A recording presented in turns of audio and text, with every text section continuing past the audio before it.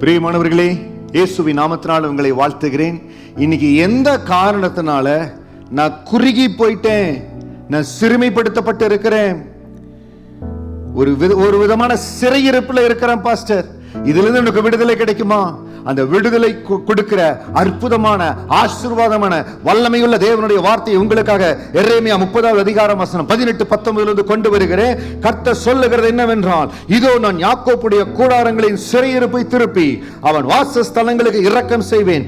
நகரம் தன் மண்மேட்டின் மேல் கட்டப்பட்டு அரண்மனை முன்போல நிலைப்படும். அவைகளிலிருந்து ஸ்தோத்திரமும் ஆடல் பாட சத்தமும் புறப்படும். அவைகளை வர்த்திக்க பண்ணுவேன். அவர்கள் குறுகி போவதில்லை. அவர்களை மகிமைப்படுத்துவேன். அவர்கள் சிறுமைப்படுவதில்லை. இன்றைக்கு எந்த சூழ்நிலையில, யார்னால, எதனால உங்களுடைய சரீரத்துல ஒருவேளை ஒரு சிறையிருப்பின் காலத்தில் இருக்கலாம். இல்லாவிட்டால் ஏதோ ஒரு இடத்துல அடைக்கப்பட்டு நான் முன்னேற முடியல, என்னை இதற்கு மேல வளர விட மாட்டேங்கிறாங்க, ஒரு சிறையிருப்பின் அனுபவம். இல்லாவிட்டால் ஏதோ காரணத்தினால உங்கள் எதிர்காலம் சிதைக்கப்பட்டு இருக்கிறது. நம்பி ஏமாந்து போயிருக்கிறீங்க. திரும்ப கர்த்தர் உங்க வாழ்க்கையை கட்டுவார். சில காரியங்களை சொல்ல என்னால முடியல, குறுகி போயிருக்கிற சிறுமையின் நிலைமையில் இருக்கிற எங்க குடும்பத்தின் மத்தியில ஒரு சந்தோஷம் இல்ல, சமாதானம் இல்ல. இன்றைக்கு ஒரே ஒரு அந்த ரகசிய வார்த்தையை, என் தேவன் கொடுக்கிற அந்த அற்புதத்தின் ரகசியத்தை உங்களோடு சொல்லுகிற, அவன் வாசஸ்தலங்களுக்கு இரக்கம் செய்வேன்.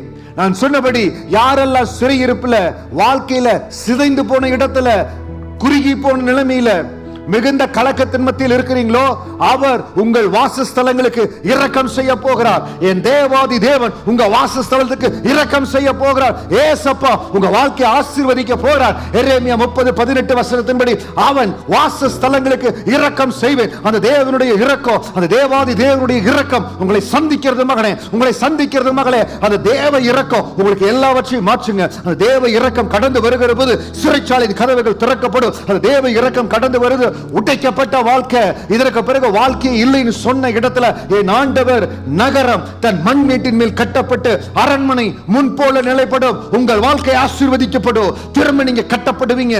எந்த இடத்துல உடைக்கப்பட்ட நினைக்கிறீங்களோ அதே இடத்துல கட்டப்படுவீங்க. அதற்கு என்ன தெரியுங்களா ரகசியம்? தேவன் உங்களுக்கு இரக்கம் செய்யும்படியாய் விரும்புகிறார். இந்த சத்தத்தை கேட்கிற இந்த வேளையில, இந்த செய்தி உங்களை கடந்து வந்திருக்கிற வேளையில தேவனுடைய இரக்கம் உங்களை சந்திக்கிறது.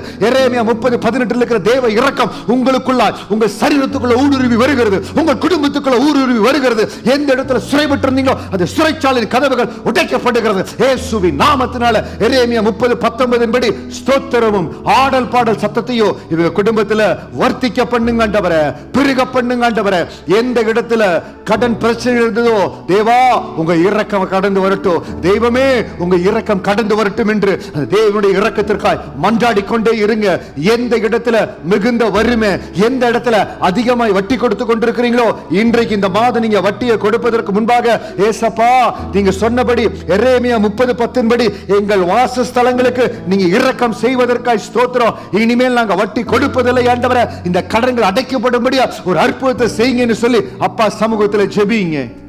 கர்த்தர் உங்களுக்கு இரக்கம் செய்யும்படியா, உங்க வாசஸ்தலத்துக்கு இரக்கம் செய்யும்படியா எரேமியா 30:18 வசனத்தை, அந்த ஆசீர்வாதத்தை உங்களுக்கு அனுப்பி கொண்டு இருக்கிறார். என்ன சூழ்நிலையா இருந்தாலும் மனம் கலங்கி போகாதீங்க, சோர்ந்து போகாதீங்க. உங்களை திரும்ப கட்டுவார். வசனம் சொல்லுகிறது, நகரம் தன் மண்மேட்டின் மேல் கட்டப்பட்டு அரண்மனை முன் போல நிலைப்படும். உங்க வாழ்க்கை திரும்ப கட்டப்படும். உங்க சந்தோஷம் திரும்ப கட்டப்படும். உங்க துயரம், கண்ணீர் எல்லாவற்றிலிருந்து என் ஆண்டவர் உங்களை கட்டி எழுப்புவாருங்க. கட்டி எழுப்புவார். நிச்சயம் உங்களை கட்டி எழுப்புவார். உங்களுக்காக நான் ஜெபிக்க போறேன். கர்த்தருடைய கரம் உங்களை அரவணைக்க போகிறது. இந்த ஜெபத்தை நீங்க கேட்கிற பொழுதே அந்த ஆடி வாய்ந்த கரங்கள் உங்களை அரவணைக்கிறத நீங்க உணர போறீங்க. கர்த்தாவே, நன்றியோடு உம்மை ஸ்தோத்திரிக்கிற இந்த வார்த்தையை கேட்டுக் கொண்டிருக்கிற அன்பான தேவ பிள்ளைகளை ஆண்டவரே, ஒரு வேளுமை அறியாத ஜனங்களா இருந்தாலும் ஒவ்வொருவரையும் நீர் அரவணைக்கும்படியா ஜெபிக்கிறேன். ஆணி வாய்ந்த கரங்கள் இவர்களை சுற்றிலும் அரவணைப்பதை இவர்கள் உணரட்டும். இயேசுவினுடைய அரவணைப்பின் அந்த ஆறுதல், அந்த பலன் இவர்களுக்குள்ள கடந்து வரட்டும். இயேசுவின் நாமத்தினால சிறையிருப்புகள் மறைவதாக. எந்த இடத்துல உடைக்கப்பட்டாங்களோ, எந்த இடத்துல நொறுக்கப்பட்டாங்களோ, அரண்மனை முன் போல நிலை பெறுவது போல இவர்கள் வாழ்க்கை கட்டப்படுவதாக. இவர்கள் சந்தோஷ சமாதானம் திரும்பவும் இவர்கள் வாழ்க்கையில கட்டப்படுவதாக. எல்லா இடத்துலயும் இவங்களை வர்த்திக்க பண்ணுங்க ஆண்டவரே. இவர்கள் குடும்பத்துல சமாதானம், இவர்கள் குடும்பத்துல சந்தோஷம், இவர்களை மகிமைப்படுத்துங்க ஆண்டவரே. வல்லமையுள்ள கரத்தில் ஒப்பு கொடுக்கிற என் ஆண்டவர் உங்களை மகிமைப்படுத்துவாருங்க. இஸ்ரவேலே நீ என் தாசன், நான் உன்னில் மகிமைப்படுவேன்கிற வார்த்தையின்படி, இதோ எரேமியா 30:18-19 வார்த்தையின்படியோ கர்த்தர் உங்களை மகிமைப்படுவார். உங்க வாழ்க்கை மகிமையா இருக்கும். தேவனுக்கு உன்னத சாட்சியா இருப்பீங்க. கர்த்தர் பெரிய காரியங்களை செய்வார். God bless you.